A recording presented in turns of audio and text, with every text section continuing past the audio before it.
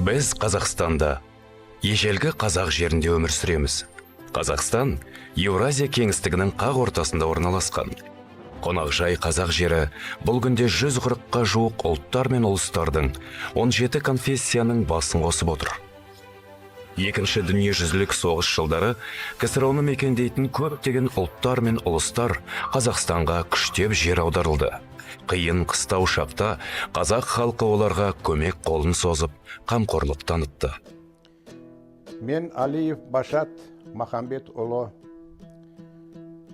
Шымкент облысы Сайрам районы Қалқоз Лелін жолда дүниеге келгенмін.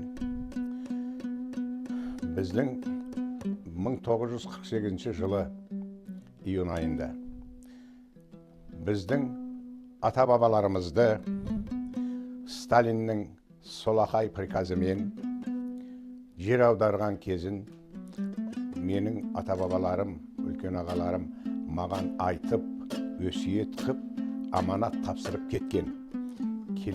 Келешектегі жастарға барлықтарына үгіт насихат қып айт. 1944 жылы 13 ноябрьде бізді ата-бабаларымызды Кавказдан, жаңа айтып кеттім ғой, Сталиннің солақай приказымен көшірген. Біз сонда Ленин жолға түскенбіз.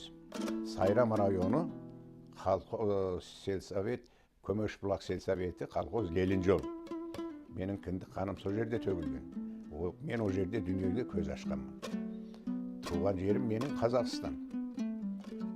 Сол жерге түсірген.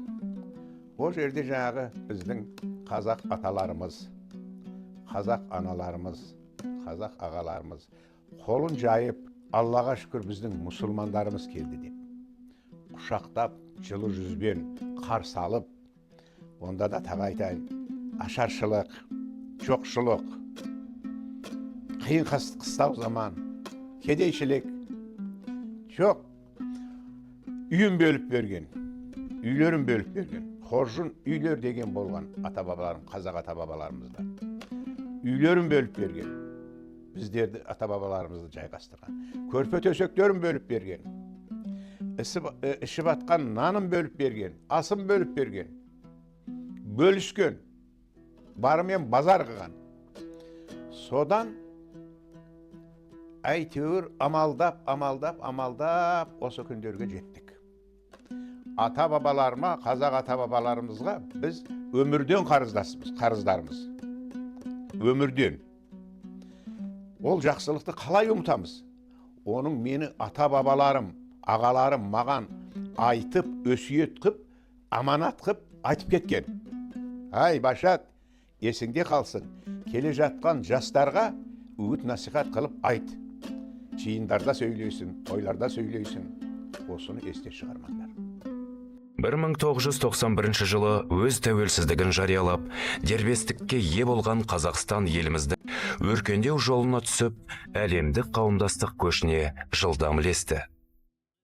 1995 жылы дүниеге келген Қазақстан халықтарының ассамблеясы рухани зияткерлік бағыттардың өміршең болуына ықпалдастық танытуда. Жаңа тарихи сананың қалыптасуына, оның өркендеу бағыттарын айқындауға және қазақстандық жаңа қоғам құру талаптарына сай келетін ортақ құндылықтар жүйесін орнықтыру жолында игілікті істер атқаруда. Құрметті жерлестер, құрметті отандастар. Тәуелсіз еліміздің тарихында мемлекетшілдік рухта болғанда ғана біз өз мемлекетімізді құра аламыз. Өз мемлекетіміздің тәуелсіздігін баянды ете аламыз. Ұлы бабаларымыздан қалған мұра осыны айғақтайды. Бүкіл қазақ даласындағы мемлекеттіліктің бастауы сонау сақ, ғұн, түркі дәуірінен бастау алып, кешегі енші алысып тарқасқан түркі халықтары жан-жаққа тарап өз мемлекеттерін құрғанда қара шаңырақ қазақ халқында қалды. Бүгінгі Қазақстан елінің мемлекет құрушы халқы, қазақ халқы, оны құраушы барлық этнос өкілдері тәуелсіз Қазақстанның мемлекетінің азаматтары. тәуелсіз Қазақстанның мемлекетінің рәміздері арқылы біз үлкен мақтаныш сезімдерге бөленеміз. Өйткені жер шарында қаншама халықтар бізден саны көп болса да мемлекеті жоқ.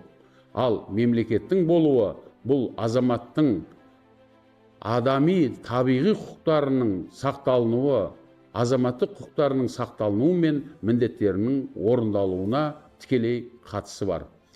Біздің ата заңымызда нәсілімізге, жынысымызға қарамастан барлығымыз заң алдында тең екендігімізді және оны қамтамасыз ететін біздің мемлекетіміз. Сондықтан да барлық азаматтардың, әсіресе жастардың арасында Қазақстан Республикасының мемлекеттілігіне деген үлкен мақтаныш пен үлкен жауапкершілік үнемі естен шықпауы керек. Мен Қатарда Ахметов Илгар Кенжетайұлы. Шымкент қаласының Сайрам ауданы Таскеш ауылында туғанмын. 24 жылы дүниеге келгенмін. Мен осы қазақ тілін кішкентай кезімнен, яғни ауылда тұрғандықтан білемін. Мен әскерге Алматы облысында жұмыс жасап жүрген кезімде маған әскери шақыру келді. Сол кезде мен сол сәтті пайдаланып, дереу әскерге келдім. Мен қазақ тілін білуім себебім, ата-анам кішкентай кезімнен қазақ мектебіне берген, одан кейін қазақ колледж бітірдім. Содан кейін қазіргі таңда әскери бөлімде бізге офицер мен сержанттар барлығын қазақ тілінде үйретеді. Қазіргі таңда осы Қазақстан Республикасында жүрген азаматтарға, яғни қазақ тілін меңгеруге шақырамын. Сонымен қатар қазіргі көбінің ойында жүрген сұрақ, яғни әскерде әлімжеттілік бар ма? Ондай оймен мен мүлдем келіспеймін. Ол ұғым 1990 жылдан бері қалған ұғым. Қазіргі уақытта әрбір сарбазға, яғни сержанттар мен офицерлер өз басымен жауап береді. Яғни әскерде дұрыс емес қарым-қатынас және де боғау сөздер болған жағдайда заң алдында қатаң түрде жауап береді. Және де әрбір әскери бөлімде ол бойынша әскери полициялар жұмыс жасайды. Сонымен қатар әскерде өмірге берер өте көп. Яғни ұқыптылық, тәртіптік, яғни тазалықты жетік меңгереді. Қазақстан Республикасында туған әрбір азамат өз отанын сүйгендіктен, өз отанын, өз жерін қорғауға міндетті. Сонымен қатар әскерден кейінгі өмір, яғни әрбір азамат әскерден кейін болашаққа деген үлкен қадам жасауға мүлдем қорықпайды. Ассалаумағалейкум барша қазақстандықтар. Менің есімім Пак Тимур Андреевич. Кәріс ұлтының өкілімін. Тәуелсіздікпен құрдасым. Біздің тәуелсіз ел болғанымызға көп жыл болды. Осы уақыт ішінде мемлекеттік тіліміз, қазақ тілінің мәртебесі артып келеді. Президентіміз Қасым-Жомарт Тоқаев айтқандай, қазақ тілі елді біріктіретін күшке айналу керек деді. Мемлекеттік тіл бұл елдің айнасы. Ол біздің мәдениетіміздің, бірлігіміздің негізі. Сондықтан қазақ тілі тек қазақ халқының ғана емес, барша қазақстандықтардың тілі болу керек деп ойлаймын. Мемлекеттік тілді білу әр азаматтың парызы және борышы, міндеті деп білемін. Біздің елімізде тұратын әр адам осы тілді үйреніп, құрметтеу қажет. Өйткені қазақ тілі бұл көпшіліктің тілі. Тіліміз дамып, еліміз әр қашан тыныш, көк туымыз биікте желбірей берсін. Бір шаңырақ астында тату тәтті өмір сүріп жатқан ұлттар мен ұлыстар, ортақ отанымыз Қазақстанның жарқын болашақ жолында бір кісідей жұмыла еңбек етуде. Қазақстан біздің ортақ шаңырағымыз.